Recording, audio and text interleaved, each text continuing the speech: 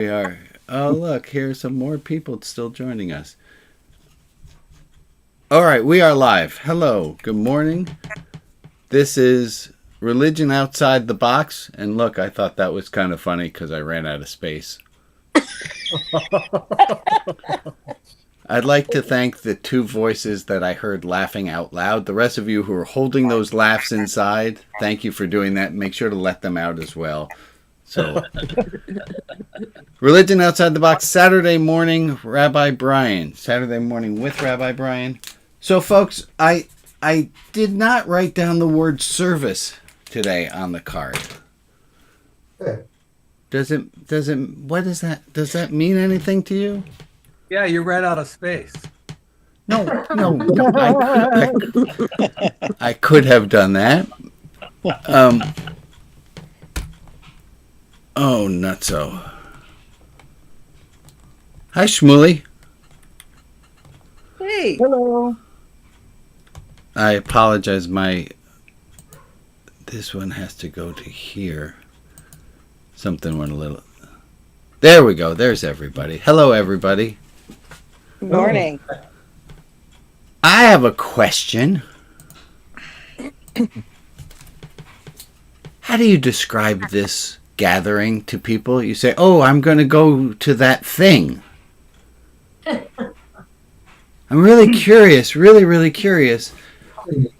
How do you call this thing that we do? I call it a religious service. Rabbi So Brian. you say I'm going to a religious service. Go ahead, Larice. What do you say? How do you explain to people? I'm What do you, saying I'm going to hear my Jubu. I'm going to go hear my Jubu. Okay, fantastic. Yeah, that's I a say Jewish group. Buddhist. Oh! Maria, you said group. I usually say group. So And talk sometimes me I'll through. say spiritual group. And then okay. Yeah, I just Candace. say Saturday service. I just You use the Saturday word service, that's what I call service, it. Saturday Saturday service. service. Okay. Candace? I tell people it's a service, but it's unlike any service you could ever go to. Right.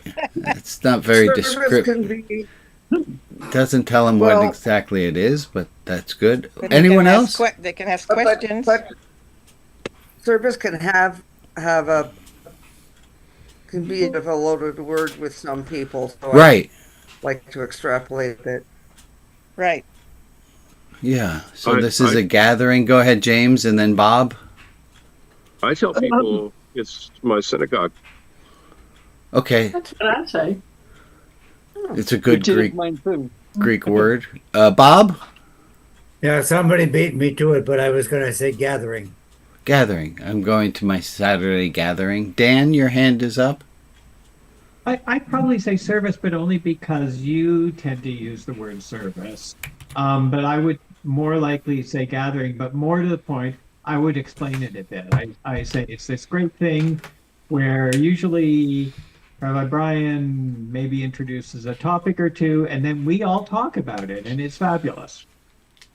So Saturday morning gathering with Rabbi Brian, and we'll let the word rabbi pull its weight to make it feel religious. Okay. Okay. Happy Valentine's Day, folks. It's Valentine's Day. Happy My- Valentine's Day. Annie It's not made that. that. Yeah. I got my sweater. Oh, hey, I like that. Very nice. Thanks. Very nice. And tomorrow is Jane and my 28th wedding anniversary. Wow. We got married the day after Valentine's Day because I could get all the flowers on sale. It's not true. It's not true. Let me take a look at all. Characterization about that, isn't there? I'm sorry, John. I missed the beginning I said- part. Isn't there an ethnic characterization about getting stuff on sale? And Oh yeah. That's a stereotype. Some stereotypes are built in a little bit of reality. Larice. I hope your feelings weren't hurt when I said that. What happens is when I say that and they say, "What is that?" Wait, And then wait. My feelings are, Larice, let me make it very clear. I didn't even know you insulted me. Oh, Oh. that's, but oh, okay, well, that's, okay, good. What it is, and they start laughing, and then they say, what is that? And then I explain everything. Wonderful, wonderful. Yeah. Um, so this is the quote we were starting with before we went live, is you still haven't met all the people who are going to love you. And we have some people who are new in this Zoom environment, and I hope that they already feel that they've met some people who are going to love them. And I really love this idea of me going out today thinking, oh, there's another person who has the opportunity to love me. And Emily, you said something really brilliant. You said, I can't imagine any reason why people wouldn't like me. That's true. I've been walking backwards on my walk lately, and I'm going to try that. I'm going to think about that as I'm doing that. So when I meet people, or even when I'm going backwards. I have a quick question, Emily. Why are you walking backwards?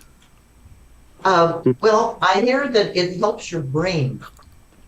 So I'm exercising my brain as about a quarter mile. I can walk backwards. Okay. Please, Yeah. please be careful not to fall down, Emily. Well, Yeah. I do. I have my stick, my walking stick. That helps. So this gives me a great opportunity. Hi, this is going to be. Let me take back speaking for a moment. I have a question. Hold on. Emily, you said you were walking backwards, and that reminded me of a quote that we had last week. And I'm going to put it up on the screen for a moment. There was this quote by Oliver Wendell Holmes. And don't look at it too carefully because I want to do a quick... Uh-oh. Do you remember what the quote said? Well, if you weren't here, obviously you don't remember what the quote says. That's fine. And if you don't remember, if you were here, yes, you have it written down. Was even if you don't have the words of it exactly, do you remember the imagery? Do you remember the point of it? Oliver Wendell Holmes said, yeah, go ahead, Emily. Greatness is not where I am, but in what direction I am moving. Greatness is not in where I am. Greatness is not in where I stand. Greatness is... Hold on, I'll put it up on the screen there. There we go. Greatness is not in where we stand, but in what direction we are moving. So the question is then, do you lose some of your greatness when you walk backwards? That's a good question. I just love these deep philosophical discussions. Okay, let's try again. Lynn, I think you were trying to say something. Or I said you just gain a new... I had the privilege of reading Oliver Wendell Holmes at one point, and I love his legal discussions. He was a Chief Justice, correct? Yes, correct. Yeah. He was. My profession is a dancer and a choreographer, and one of my and at the time I was reading Oliver Wendell Holmes, I learned a lot about how insurance law works, and also I was choreographing a work that was based off of King Lear's, based off of Shakespeare's King Lear, and it was. I deeply appreciate his perspective. Is there another quote of his that you could share with us? Because that's the only one I have in my head from him. Is there something else that comes to mind? That's all right. Tell a direct quote, but one of the interesting things I recently talked to about one of my friends with, was how in sailing, the reason why ships are called her is because of insurance purposes. And it's because of the unpredictable motion of the ocean. It sounds a little sexist, but all right. Yeah, a little bit. Okay. Well, thank you for giving us a little bit more Oliver Wendell Holmes.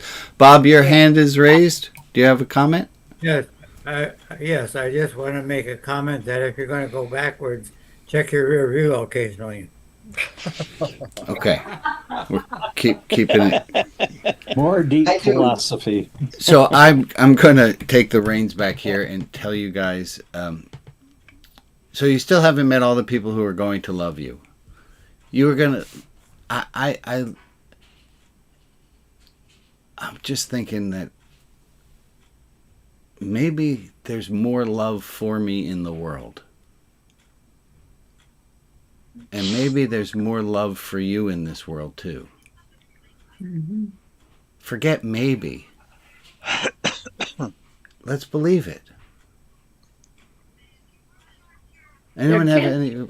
There can be. This is possible. There can't be a limit. The love. Love is not limited. Correct. That's that Magic Penny song. Let me bring us to a different topic. I want to do a little bit of review. We had talked about the 70% rule. And the 70% rule says that if somebody's telling you a story and they misstate a sentence of, they say it was in Puerto Vallarta and you know it was in Cancun, don't interrupt them.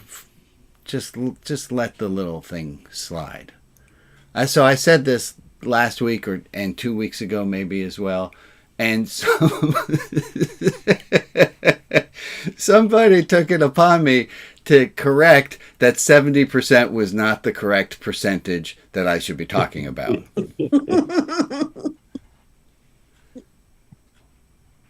Well, I saw that you did put out something about an 85% in an email, and I'm like, oh, that's not correct, but right. it was at least 70% correct. Right. Thank you, Mary. Thank you for not sending the email to correct me. Instead, I've embarrassed you in front of the whole group of people. Not possible. Not possible because I know that these people love me. What you say? You're right about that. Yeah. So 70% connected. Don't that. I wanted to go back to something else. I had a new thought about some old ideas. So I had on this one page the unsolicited advice, and here I have the 4-to-1. Unsolicited advice is unless somebody asks you, hey, can you give me your opinion on this? Or we can ask them, would you like my opinion on that? Unless we are sure we are authorized, and sometimes we're authorized based on our station and position in life, where somebody's parent or aunt or uncle, we have certain, there's more advice. We don't have, blah, blah, blah, blah, blah, blah, blah, blah, blah, blah, blah, blah.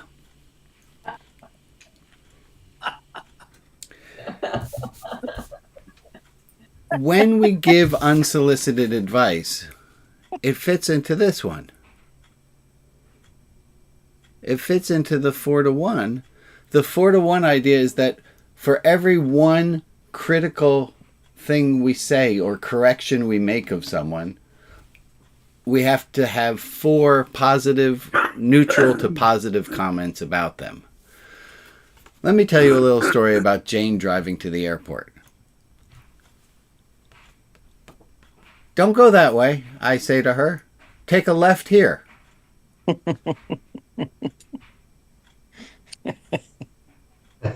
That's going to cost me. She knows how to get to the airport. She just wasn't going the route I usually go. Yeah. We all do this, right? Mm-hmm. We make corrections that don't need to be made. I guess I'm asking us to ease up on other people. A little. Ease up on ourselves. Okay.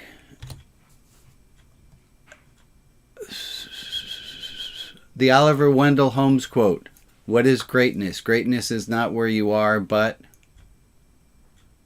Where you're What going. direction you're going. What direction you're going. But in what direction you're going. You guys probably don't know, on my wall I have a plaque. Oh. I like it. As you challenge, read it and describe it for Larice, Brian. Thank you. Thanks, my friend. Larice, it's one simple sentence. It says, where are we going if we're not going to love? And it's got some cars on it. Looks like bunny rabbits are driving the cars. I cannot explain that. Because they go fast. Oh, that could be why. Yeah. So where are we going if we are turtles not... are not in it. Correct. Where are we going if we are not going to love? I hear the to love part two ways. Where are we going if we're not going towards love? And where are we going if we're not going to love? If we're not going to make love our habit. Oliver Wendell Holmes says, it doesn't matter where we stand, as you're not great based on where you are, you're great based on what direction you're going. The picture with the bunny rabbit says, where are we going if we are not going to love? I'm going to summarize it to say, our job is to love. What else are we here to do? Right? What else are we here to do? It's got to be love. I can think of no other answer. And we can talk about how to love, and I hope to. Go ahead, Dan, and then Katie. No disagreement, and there are complicated situations where you can't please everybody all the time, and correct. You may be moving from love, and some people feel they're being excluded from that love because of what you need to do to move towards that love for others or a group or whatever. What? You talking jealousy? I don't want to get into details. Okay. So let's have here at the bottom of the screen it says, may not apply in all situations. Please consult with your doctor before use. Thank you, Dan. Yeah, and thank you for keeping it safe. Katie, what you got, my friend? Okay, two things. One is that I started an exercise accidentally, an accidental spiritual exercise. I love it. Having been immersed with Mr. Rogers, who blessed my life years ago when my father was done, after my father died. Anyway, I was driving through my neighborhood, which is really troubled now. It's mostly immigrants and new Americans, and there was somebody who sort of, I felt awkward about. They had Trump sign nearby, but anyway, and I thought, this is my neighbor. And so for the rest of the day, everywhere I drove, everywhere I went, I thought, oh, hello, my neighbor. I wanted my first positive thought to be loving them, because that's what I'm commanded to do. And so, so that's where that, where are we going if we're not going in love? And the other weird thing that I wanted to ask you, Rabbi, is that the word go, like go in peace, the word for go is let. And what caught my attention is that I think it can mean both come or go. And there's the Greek word for go, one of the Greek words for go, is either come or go. So the translator has to decide whether the person's coming or going. Nice. Because everything we go towards, we're coming from. We are always Whoa. Everything we're going towards, we're coming from. Yeah. Every time we're moving, we're coming from something as well as going towards something. And Correct. so I did this little exercise with the kids because this erkohemai just means, it means coming, it means going. And so I realized, and that's what my brain started flashing. Where are we going if we're not going to love? Coming or going is about where we're facing. Am I facing towards? What am I facing towards and moving towards? And I was thinking about it out in peace. Go in peace. Does that mean that I'm going to a place of peace, or I'm bringing peace with me? I'm going in a spirit of peace. I got you, Katie. Katie, I have a similar... When I get to the bottom of an email and I write, love Rabbi Brian, I sometimes think, does that come off as a command? No. Never thought of it. Never thought of it. It's all in the punctuation. Right. Thank you, Katie. James, your hand is up. Oh, I was thinking about comedian Pete Holmes, and he has a bit where he's talking about seeing people on the bus or on the street, and he does an exercise where he looks at them and he goes, "That's me." Mm-hmm. And once you realize that you could be any of those people, it really opens your eyes to love these strangers. That's beautiful. James, there is a Post-it note that I put up in the kitchen that exactly fits with this, and I'm going to have to email it to you because it doesn't fit perfectly enough for me to justify getting out of my chair right now, running upstairs. Go ahead, Lynn. I started getting an email every morning with just a quote for Grateful Living, and today's said, "Our job is to love others without stopping to inquire whether or not they are worthy." Correct. Oh, I like that. I have that's on my usual pile of announcements. Oh, y'all know what this says. Love them anyways. Love them anyways. Whether they are deserving of your love or not, love them anyway. Ruth, you were just saying something. Me? No. I thought I heard I was you. just coughing. Okay, wonderful. I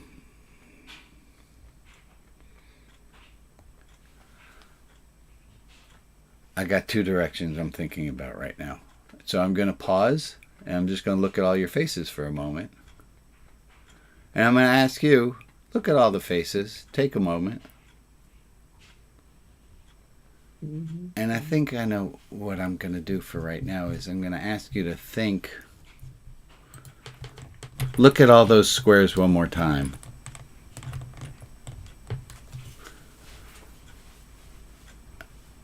Can you imagine loving the person you're looking at? Just going, oh my gosh, you are worthy and deserving of love, even if you don't think you are.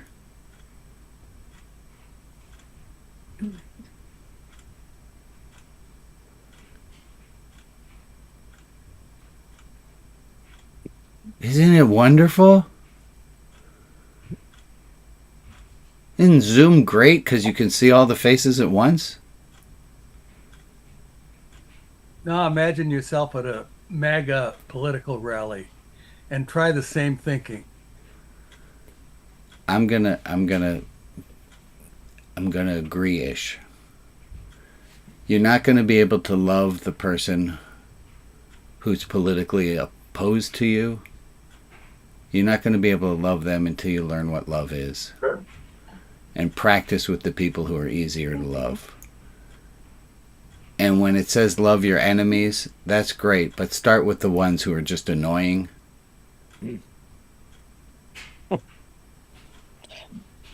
I love it. Yes, Meg? I think that it's easier for me to love once I realize that they are human and have some compassion for what they've been through. Correct. Even those politically opposed. But I have to think that specifically. Right. And that fits in with what we always talk about. 1, 2, 3, 4, 5. It's not something that you're at level 5 mastery at doing yet. Mm-mm. I don't know anyone who's fully perfect at loving. John? Yeah, do we have to include Diana in that, who seems to be sitting outside in bright sunshine? But when so many of the rest of us are in, surrounded by snow. Well, we could practice being happy for her. Yeah, okay. Go ahead, Jack. Yeah, I'm going to read this short quote from stuff I wrote on love.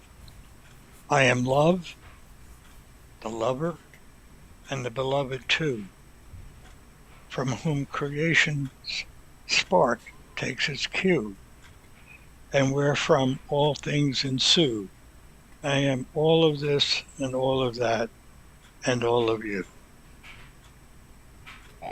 Jack, do me a favor, read it again. I am love, the lover, and the beloved too, from whom creation's spark takes its cue, and wherefrom all things ensue. I am all of this and all of that and all of you. Thank you, Jack. Sure. That makes me think of there is no other. There is no other. Yeah. Or we are all one. Yeah. Along that line. Very true.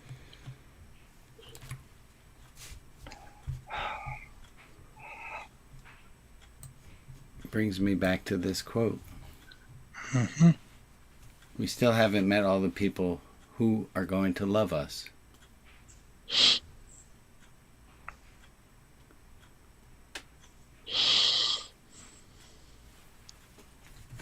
Let's do a little thinking about love.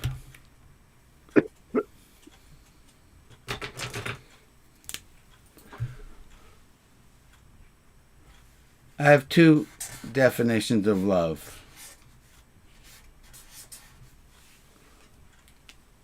One is unconditional, positive regard. To love someone is to have unconditional, positive regard for them, even when they do that shitty thing that they did. It's unconditional positive regard. That's assuming the best of them. Always.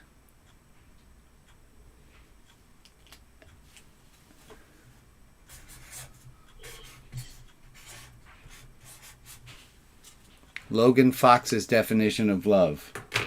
We haven't looked at this in a long while. Some of you, there are a lot of these tools that we use and things that we keep coming back to. And if you're new, please don't get overwhelmed. Well, that's a stupid thing for me to say. Don't get overwhelmed. If you get overwhelmed, I can understand why, because there's shorthand that we're using so that we can talk about things a little faster. Immediately after this service, we have breakout rooms and people go and discuss topics. And one of the breakout rooms is Maria's tool shed and welcome center. I'm waiting. Yeah, there we go. Okay. Maria's tool shed and welcome center. And Maria is willing and glad to help you pick up on anything. And if you're an old hat around here too, and you just want to clarify some part of it, Maria, thank you for doing that. SAUR. Do you remember them? Seeing. What's the S? Seeing. Seeing.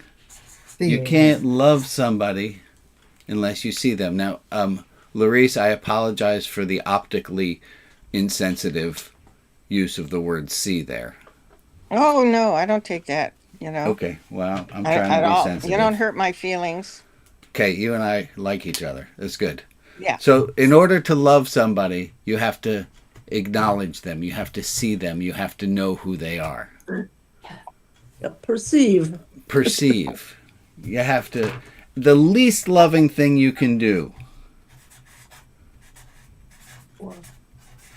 is to ignore someone. Least loving thing you can do is to pretend that someone doesn't exist. Seeing. Second part of love is an A. That is Accepting. accepting. Accepting doesn't mean liking. Accepting doesn't mean approving. Accepting doesn't mean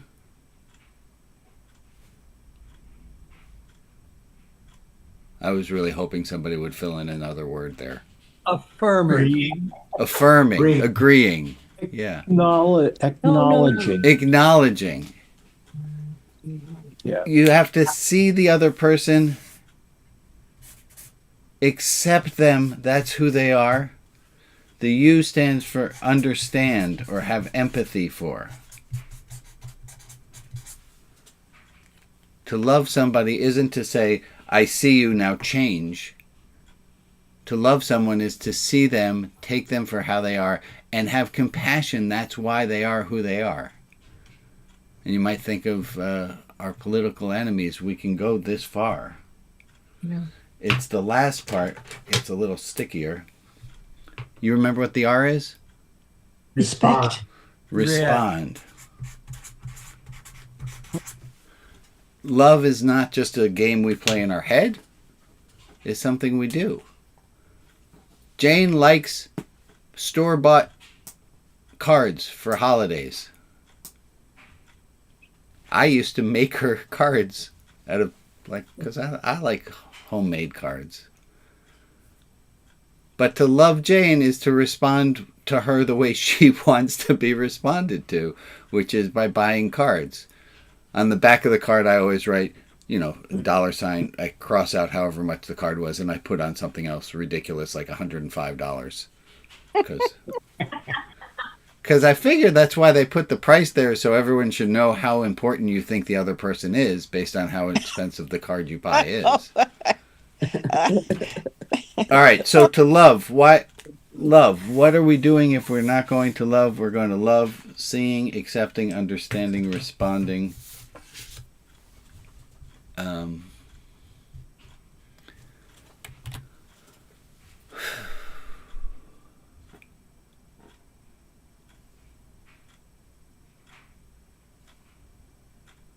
have a quote. I'll tell you guys a story, and I think I was talking with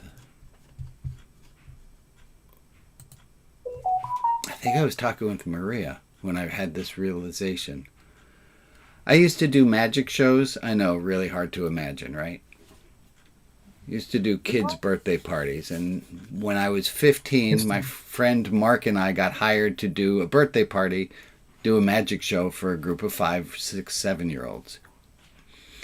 Well, Mark and I, being 15, know that you can't just do a card trick and then a coin trick. There has to be some kind of thematic flow between the two.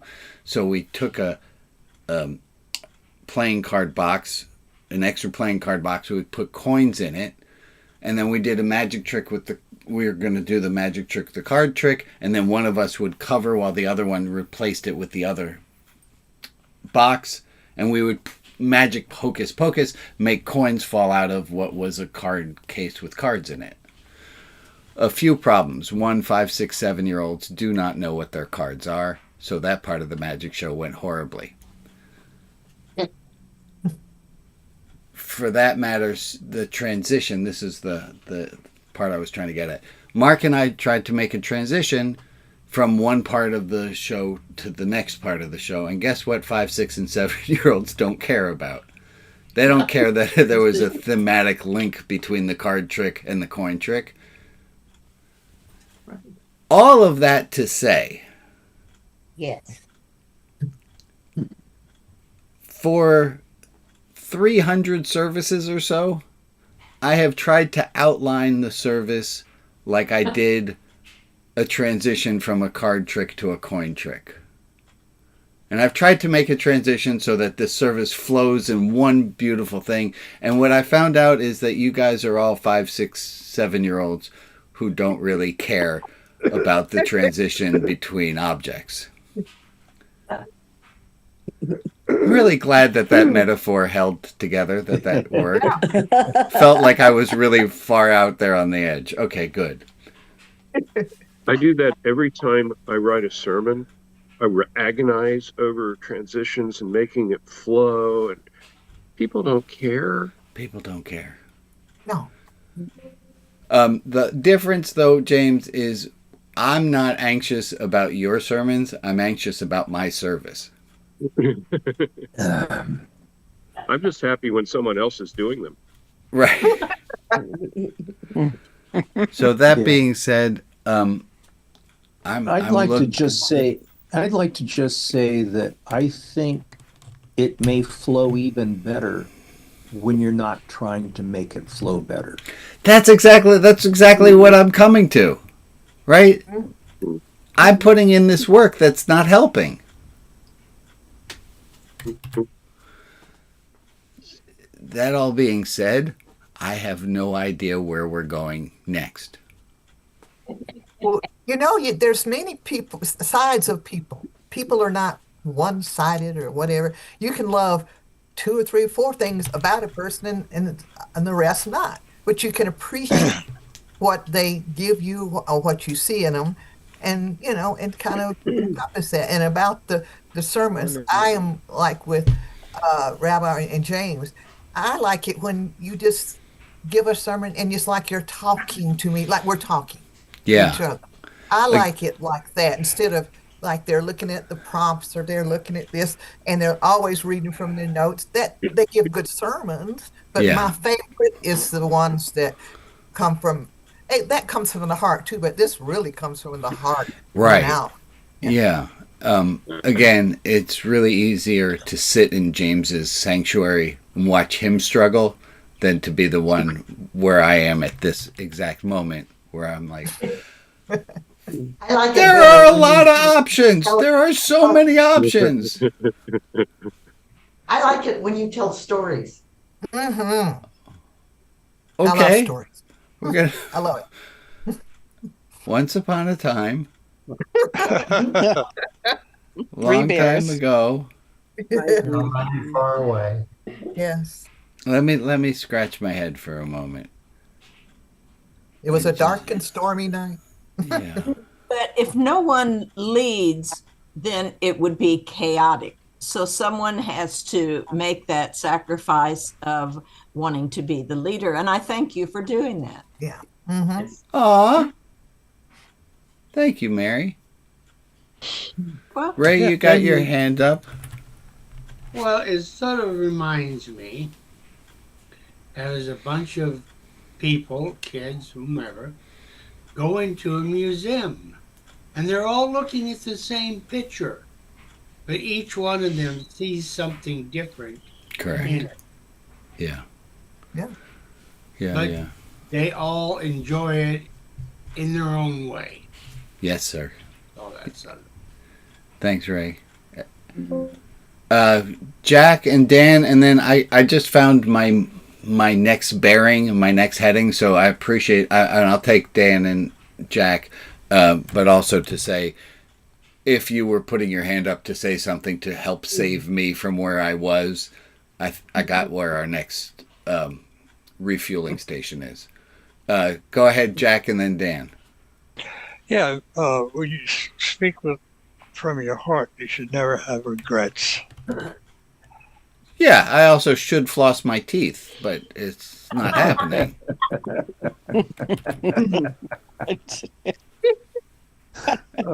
I did do it yesterday, so good for me. Now I'm what's it called? Virtue signaling. I'm virtue signaling that I flossed. Dan and then Diana. No, Dan. Diana. So I thought I would just share that the root, the etymology of the word should is the Old English scalde, which is to scold. So Oh. holding. or someone else. Thank you, Diana. Carol. I have one question about love. Apparently, the Christian nationalists have said that empathy is a sin because heard it means that. you're weak. Yeah. And I find it very hard to love someone who says empathy is a sin. Right. Yeah. Yeah. There's a book out called The End of Empathy. Going on that in the Super Bowl. Don't get me. Yeah. Don't get me going on that. Let me.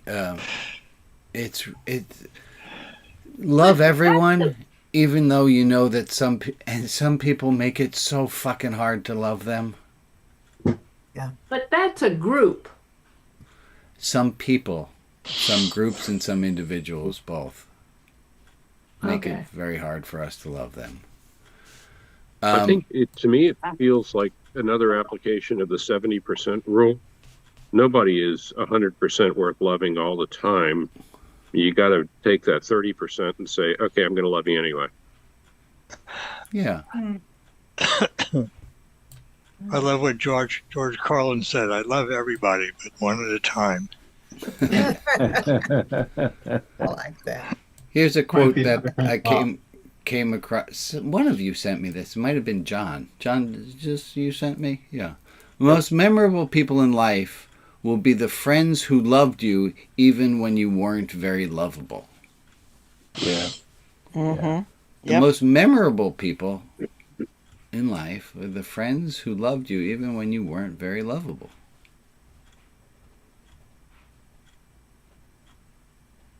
Who's had this experience of being loved when they didn't feel lovable? Mm-hmm. Yeah. I'm in on that one. There's a special kind of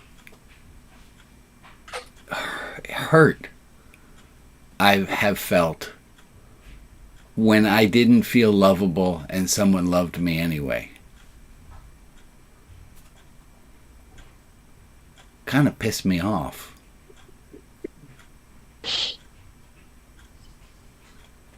Like, leave me alone. I got my misery. Emily, here's a story for you. Oh, good. In the Talmud, there's a story of these two rabbis who were best of buddies, and the one says to the other, "Is your suffering dear to you?" Is your suffering dear to you? In other words, why don't you put it down? Why are you carrying your suffering around with you?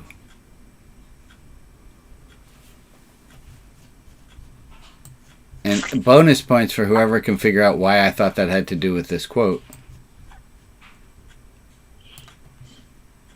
Well, Diana? Hold on, Meg and then Diana. It has to do with that quote because of the unlovable part. Yes. So that we're holding on to the parts of ourselves we think are unlovable. Right. It's almost like a shield. The parts of me that are unlovable will keep love away and I will feel better for it? Question mark? Ooh, people are complicated, aren't we? Yeah, Diana. I'm going back to the empathy as a sin. Yeah. Or evil. Flash for me, what a deficit of empathy one must have experienced. Yeah.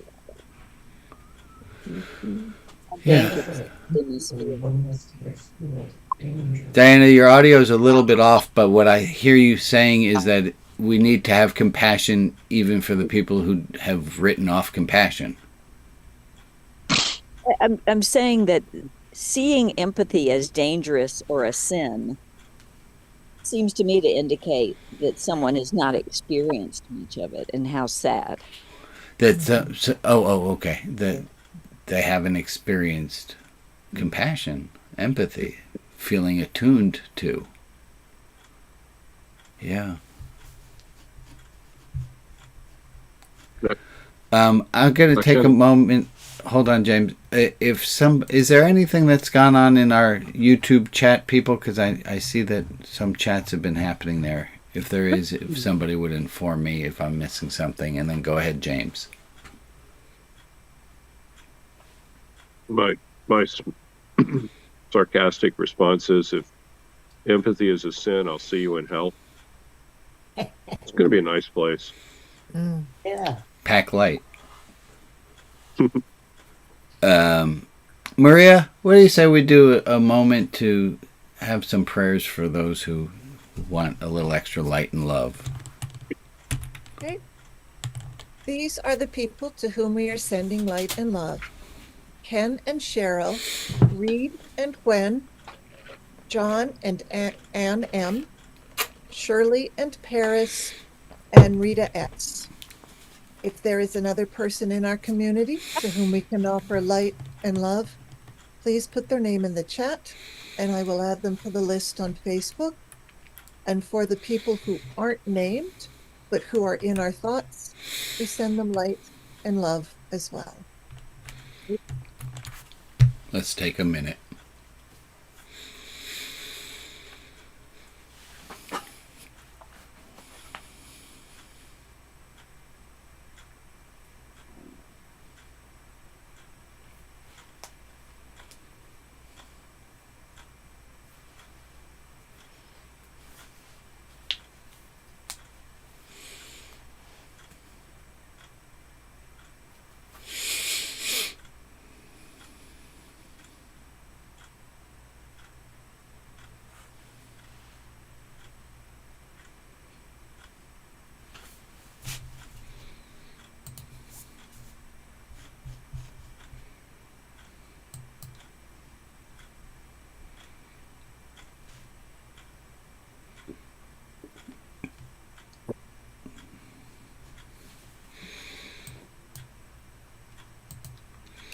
Thank you all.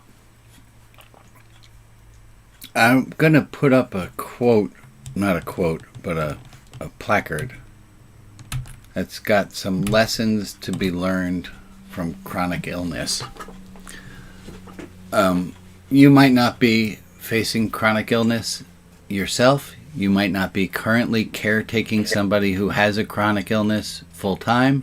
You might have just a little chronic illness in your life. I hope you should have very little. But I wanted us to look at these ideas. Things that chronic illness teaches you without asking. How to plan your day around energy and not time. Chronic illness teaches us how to plan our day around energy, not time. Chronic illness teaches us that rest can also feel like work. Chronic illness teaches us that looking fine means nothing. Chronic illness teaches, even without us asking, how to cancel plans we were excited for. Chronic illness teaches us how to listen to our body before it screams. Mm-hmm. Some of us are really bad at that. Chronic illness teaches us that doing less can require even more strength. Y'all feel that one? Mm-hmm. Yeah. Chronic illness teaches us, even without us asking, how to grieve a life we didn't choose to lose. How to grieve a life we didn't choose to lose. Wow. That's heavy. Don't quite get it yet. Chronic illness. Rita, you want to work through it with me? Say that again? Yes. Do you want to work through it? And let's look at it together, you and I? Yes. You're not Rita. It was Rita, you said. You, Rita. Rita Wadsworth. Sure. So does chronic illness, right, you are now in a chair. When we met our friend Rita was ambulatory. way ambulatory. I'm trying to get your face on the screen, but I can't figure out how to get you on the screen exempt.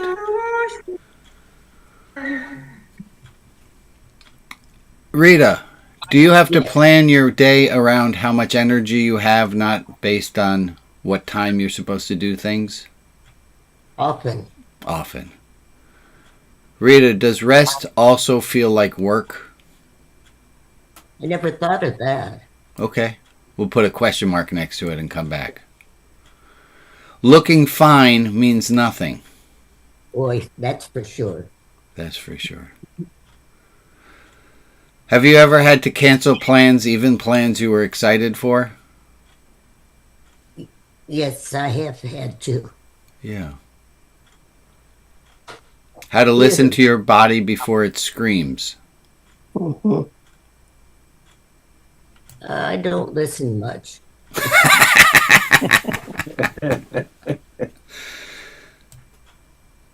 Pushing ourselves, right? Sometimes we push ourselves and we push down the warning signs that we're not feeling comfortable. And that doesn't go well. Rita, does doing less sometimes require more strength? That one's weird. Well, I could only read that I have to accept that I can't. Right. It's the acceptance part. The acceptance of limitations is harder sometimes than trying to do it and hurting ourselves. Yes. Mm-hmm. It's really hard to ask for help. Especially when it's something you used to be able to do.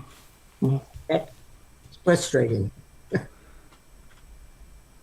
Rita, do you know, has illness taught you that you have to grieve even these things that you didn't choose to lose? It more taught me to accept things that I hadn't thought about before. That's exactly it. Anyone else have some commentary on this? There was a line that really hit you? I hate all of them, and that's because all of them are true. Thank you, For us Maria. who have been caregivers, this is very, very true. And some of it is totally, it's not, we're not the ones with the illness, but when we are taking care of someone who is ill in one form or another, all of these things are very true. Yeah. I have to tell you. And you're grieving. You not only grieve the loss of the life you had together because it's no longer there, right? But the loss of the life of the person that you love. Amen. Go ahead, Carol. It is said that people who haven't suffered are insufferable. Oh, I like that. I mean, I'm not in favor of people suffering, but yeah, suffering has a way. Go ahead, Larice. Thank you, Carol. We're all suffering at some level because every time I lose more of my eyesight, I grieve the loss of what it was before. Or anytime my eyesight changes, I have to grieve the old because it doesn't work anymore. Yeah. So we're constantly grieving. We're constantly grieving and putting that energy in a different place. I wanted to just show. You got some flowers there. For my daughter, for Valentine's Day. Happy Valentine's Day, everybody. Thank you. Valentine's Day. Next love. Go ahead, Katie. Yeah, the people that haven't suffered are insufferable. I think that, there's many people that have suffered, but they've walled that out. They've absolutely walled that out.